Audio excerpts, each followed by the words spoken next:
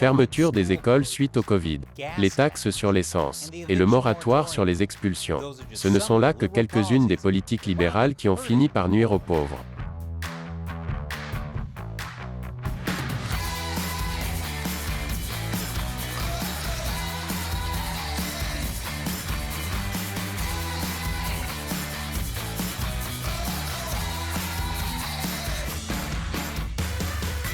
Bienvenue à l'émission Amérique dévoilée, je suis Chris Chappell.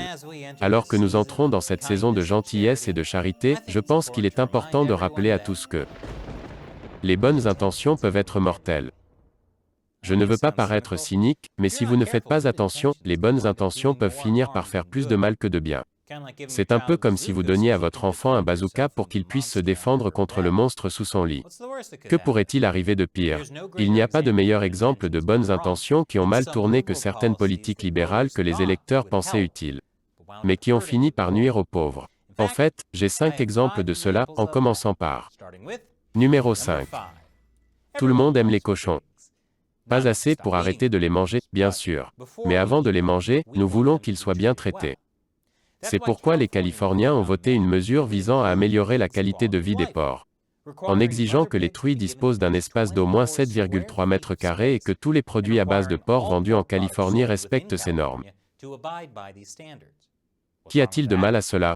Eh bien, ces exigences sont coûteuses, surtout pour les petits producteurs. Et cela va faire grimper les prix de la viande de porc. Selon un économiste agricole de l'Université d'État du Michigan, ce qui se passe réellement, c'est que nous essayons essentiellement de restreindre les choix les moins coûteux. Ce sont les pauvres qui vont le plus probablement être affectés par ces politiques. De nombreuses familles à faible revenu comptent sur la viande de porc. C'est une option de protéines à faible coût. Du moins, c'était le cas avant l'inflation. Mais le fait est que les familles à faible revenu ne peuvent pas se contenter de manger des viandes de luxe que les riches peuvent apprécier, comme le filet mignon, le foie gras, et les glisseurs de chimère. Et l'augmentation des prix en Californie pourrait avoir des retombées sur l'ensemble du pays. Si les pauvres ne peuvent pas se payer de la viande de porc, par nécessité, ils pourraient se retrouver à devoir manger les riches. Et vous pouvez dire juste en les regardant que cette autre viande blanche a un goût vraiment fade. Numéro 4. Tout le monde aime les enfants. Même les enfants grossiers et irréfléchis, comme moi en grandissant. Il était donc logique que de nombreux politiciens veuillent protéger les enfants en fermant les écoles lorsque le coronavirus a commencé à se propager aux États-Unis. Cependant, le fait que les écoles soient restées fermées si longtemps, souvent plus d'1 an, a fini par nuire aux écoliers, en particulier aux enfants des quartiers les plus pauvres. En effet, tout le monde n'a pas les moyens de faire comme le gouverneur de Californie, Gavin Newsom, qui a renvoyé ses enfants dans une école privée, bien avant la réouverture des écoles publiques. C'est ainsi que l'on montre l'exemple. Et cet exemple est, avez-vous essayé de ne pas être pauvre?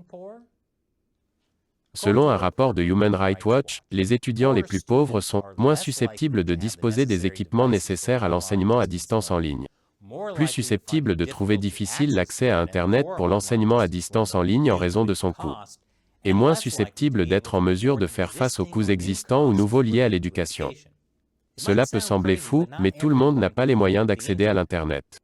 Certains enfants ont encore besoin d'apprendre à l'ancienne, en trouvant certains types de magazines enterrés dans les bois. C'est comme ça qu'on apprenait tout en grandissant. En outre, les familles à faible revenu ont été touchées de manière disproportionnée par les retombées économiques de la pandémie, et donc plus susceptibles de compter sur le travail de leurs enfants pour aider à subvenir aux besoins de la famille. Soit que les enfants commencent un travail rémunéré, soit qu'ils assument davantage de responsabilités à la maison, comme la garde des enfants. Alors si, enfant, vous pensiez que sortir les poubelles pour qu'elles n'empestent pas la maison était une corvée ennuyeuse. Imaginez devoir travailler 40 heures par semaine pour que votre petit frère ne meure pas de faim et n'empeste pas la maison. La suite après la pause. Bon retour. Numéro 3. Nous avons vu des exemples de politiciens essayant de protéger les animaux et les enfants, et cette politique vise à protéger l'environnement.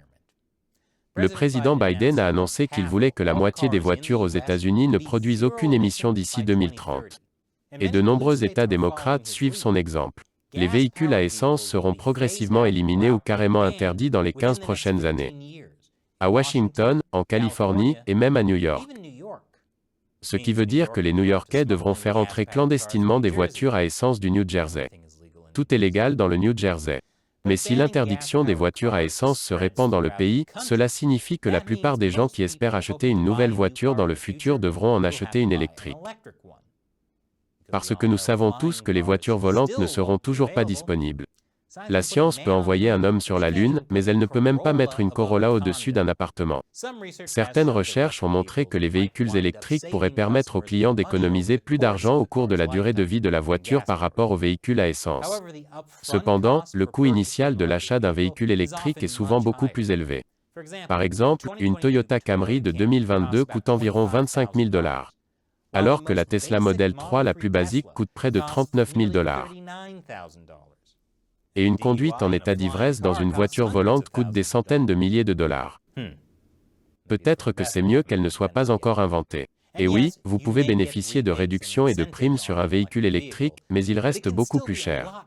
Et de nombreuses personnes à faible revenu ne peuvent pas acheter de nouvelles voitures de toute façon.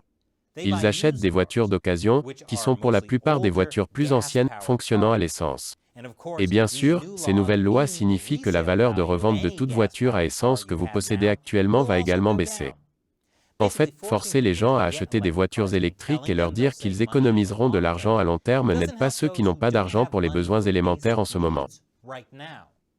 Le message que cela envoie est: avez-vous essayé de ne pas être pauvre? Il est possible que les véhicules électriques deviennent moins chers avec le temps, à mesure que la technologie des batteries s'améliore. Mais vu que les batteries des voitures électriques sont souvent fabriquées à partir de pièces extraites par des enfants ou des esclaves, cela pourrait finir par nuire aux pauvres, pas seulement aux États-Unis, mais partout dans le monde. Mais le bon côté des choses, au moins cela va rendre Elon Musk encore plus riche, avant qu'il ne soit aussi intégré au buffet fat des milliardaires. Numéro 2.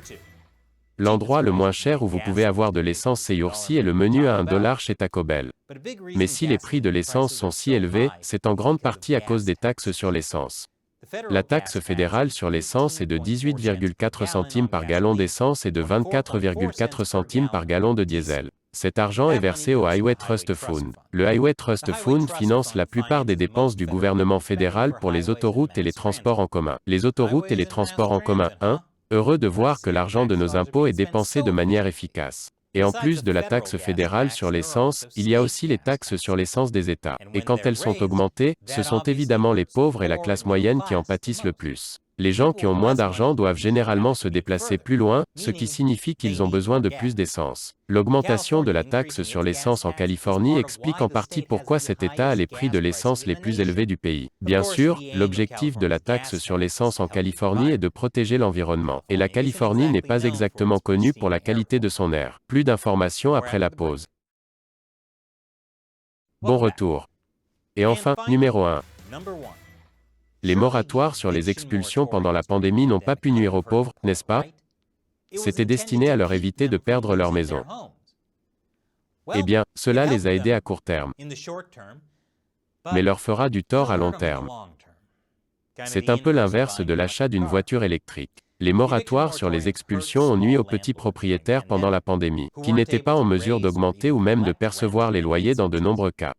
Et vous savez qu'une loi est mauvaise quand elle me fait me sentir désolé pour les propriétaires. Les propriétaires qui n'ont pas perdu leurs biens pendant les moratoires sur les expulsions ont souvent augmenté le prix des loyers une fois les moratoires levés, pour essayer de récupérer l'argent perdu. Ces prix de loyer plus élevés ont conduit à d'innombrables expulsions. Et beaucoup de propriétaires peuvent augmenter les exigences de revenus pour les nouveaux locataires, afin d'éviter d'être obligés de garder des locataires mauvais payeurs à l'avenir. Mais bon, si vous ne pouvez pas vous payer un appartement, vous pouvez toujours dormir dans votre voiture. Mais elle a intérêt à être électrique. Pas à cause de la règle à venir. Parce que la seule essence que tu pourras te payer viendra du menu à $1 de Taco Bell. Comme le dit le vieil adage, l'enfer est pavé de bonnes intentions. Il vaut mieux penser à ce que l'on fait à long terme et aux conséquences que l'on pourrait avoir plus tard. Surtout quand les personnes qui subissent ces conséquences semblent toujours être les plus vulnérables de la société. Ou bien, Joe Biden pourrait simplement annoncer que la réparation de la route de l'enfer sera incluse dans son plan d'infrastructure, bien que l'énorme prix à payer pour cela risque de pénaliser encore plus les pauvres. Alors que pensez-vous de ces politiques libérales bien intentionnées qui ont fini par nuire aux pauvres? Laissez vos commentaires ci-dessous. Et n'oubliez pas que notre programme Amérique dévoilée est soutenu principalement par les téléspectateurs. N'oubliez pas de visiter notre site patreon.com/americauncovered. Contribuez à hauteur d'$1 ou plus par épisode. Nous comptons sur votre soutien pour nous aider à continuer à réaliser de grands épisodes. Une fois encore, je suis Chris Chappell. Merci de regarder Amérique dévoilée.